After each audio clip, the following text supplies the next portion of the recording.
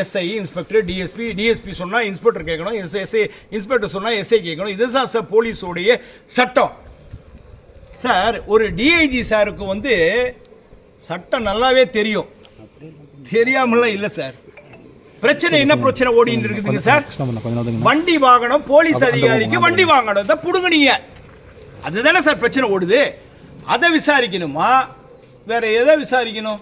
அதை சம்பந்தப்பட்ட என்ன விசாரிச்சிருக்கணும் இல்லையா சார்? சார் விசாரிக்கணுமா வேணாமா சார்?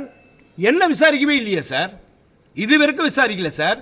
ஆனால் நான் தப்பு போலீஸ் அதிகாரிகளை வந்து டார்ச்சர் பண்ண, அப்யூஸ் பண்ண, அசிங்கமாக திட்டின சார். அப்போது முன்னாடி கம்ப்ளைண்ட் கொடுத்துருக்கணும்ல சார்?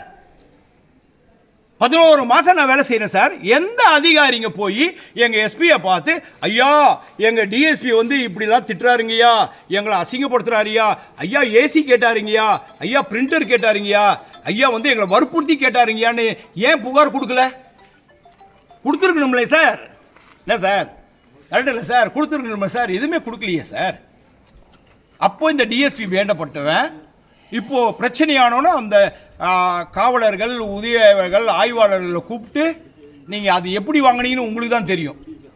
அந்த கான்ட்ரவர்சி உள்ளலாம் நான் போகலை சார். என்ன கேட்டாலும் உயர் அதிகாரிகள் கொடுத்து தான் சார் ஆகணும்.